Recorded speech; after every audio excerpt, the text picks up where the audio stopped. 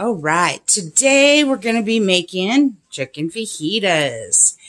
Yeah. What you're going to need is 2 chicken breasts that are just barely thawed, because you want them to be slightly frozen when you start cutting them. That makes it a whole bunch easier. So we just throw them in the microwave for a couple minutes, and they're ready to cut. Just make sure you don't thaw them out too much. Okay, so then in a bowl, you're going to mix together, wait a minute, 2 teaspoons, no, in this one, 2 teaspoons of lime juice, yep, 1 teaspoon of chili powder, Gemma, yes, chocolate, Gemma. And 1 teaspoon of cumin, yep, 1 teaspoon of minced garlic, yep, and these ones. Yes. 1 teaspoon of salt. Yes, I see that. And 1 more. And 1 teaspoon of pepper. Okay, then you're going to mix those all together. And then after you slice your chicken, you're going to coat your chicken in it. Not yet. Okay. So you're just going to cut your chicken so that it's really nice and thin first. No, you got to let Grandma do. Let go. You got to let Grandma do. It's too dangerous. Is it right? No, you hold the camera. Gemma, Hold on. is it right? No, you can't try with the knife. Then you're going to cut each one of those, thin ones Gemma, into strips so that they're about 1 inch across. Then you're going to cut, I'm cutting 3 at a time, sideways, so that we have 1 inch strips. is it right like that? That's Is right. It like this? Yes, please. Mix it all up. Yeah. Once that's all really good and mixed up, we're going to pour that over the top of our chicken and mix that in. And then we're going to let that set while we cut the vegetables. Gemma, it's Yeah. make a Halloween cookies. No, we're not making Halloween cookies. We already made peanut butter cookies today.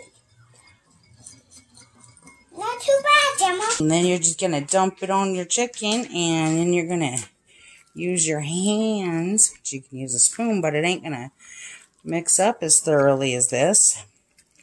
I'm going to make sure all that chicken's really good and coated. Okay, then we're going to get out our vegetables. We're going to need 1 very large onion or 2 small onions. And we're going to need about 3 bell peppers.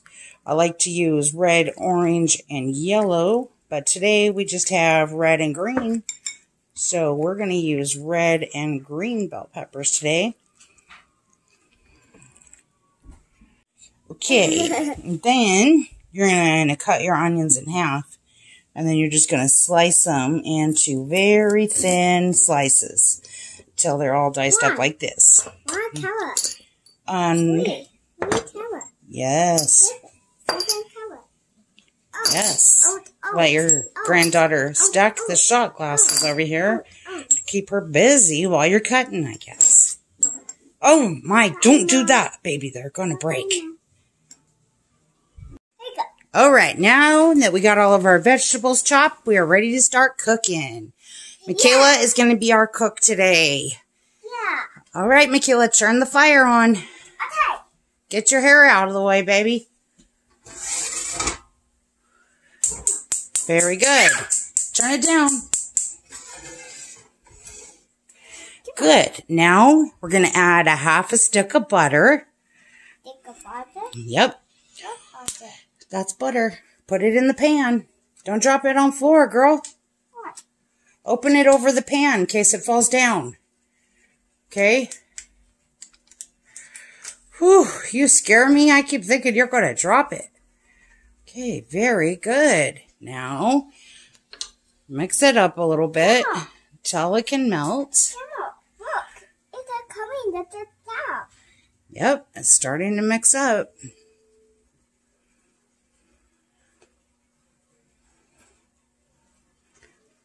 Yes, it is 9:15 in the evening.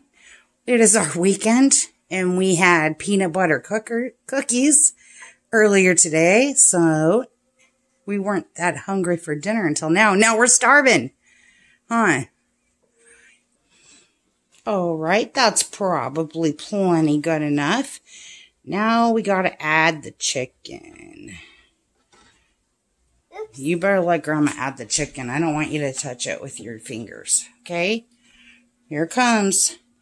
Make sure if you got any extra lime juice in the bottom, that you put that in there too. Yeah. It smells so good. Now mix it up and cook it. And I will have some coffee while I wait. You are a pretty good cook, huh?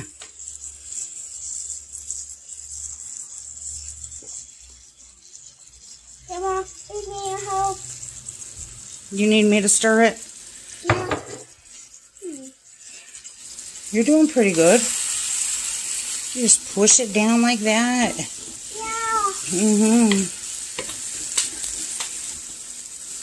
Yep, and you're just going to keep that on high heat. Grandma, Yep, super high heat. Grandma, it's spicy. No, that's not a spicy one. But I don't think you're going to like it unless we cook it first, honey. Yeah, that's spicy. Yeah. No, some of these are a little too big of pieces. Because I have very small children. They probably won't choke on it because she's 3.5, but I still get worried. Okay, now you just let that chicken cook for about 2 or 3 minutes. Okay, then the chicken's not quite done yet. We want to kind of flip these pieces over that still have a little pink in the middle. Get those right down at the bottom. They are super close to done. And you always want to do this with frozen chicken because the ice crystals, when you freeze it, helps to tenderize it. And it also makes it much easier to slice. Alright, and now that all of our pink spots are pointed down, our chicken's not quite done yet. We're going to add the onions. We're just going to sprinkle those across the top here. Definitely should have broke those up before I did that.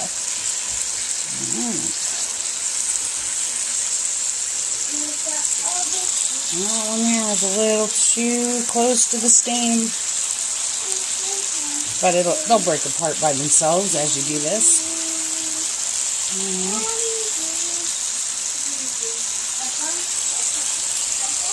Let's do a couple at a time here.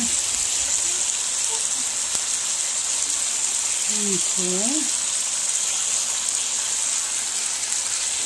And now that we've waited just a couple seconds, we're going to stir those onions in. Make sure you leave that on high.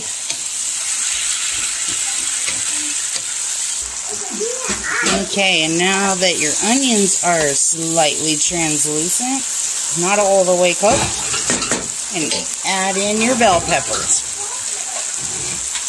We're going to do the green ones first. Now what's going in there? Green ones don't get soggy as quick. I have no idea. She hasn't told me what she was having yet.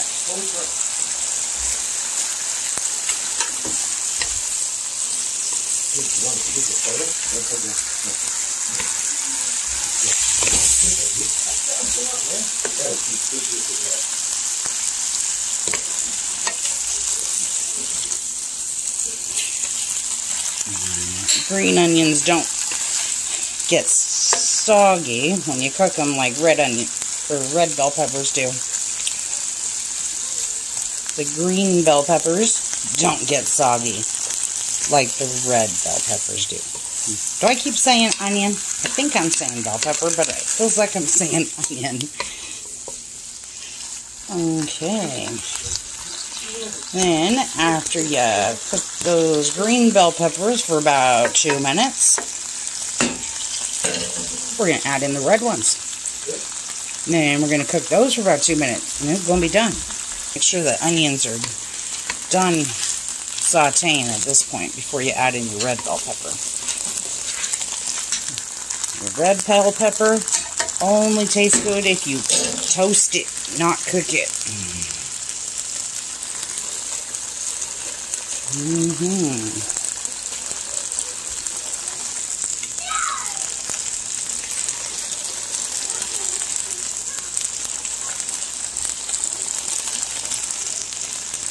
This is so pretty with all the colors.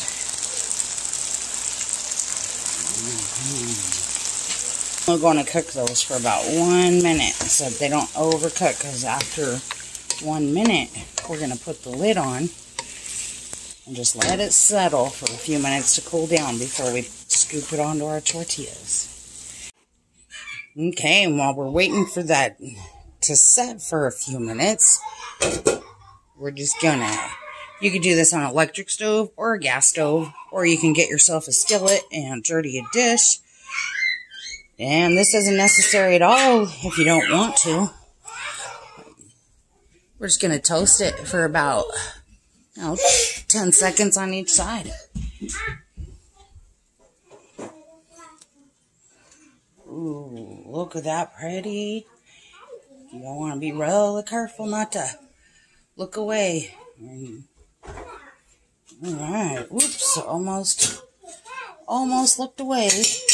I'm going to put those in this skillet right here just to keep them warm while we toast the rest. And that's probably good enough. Oop, burnt that one a little too much. See it blowing up like that? Maybe a second longer on that one.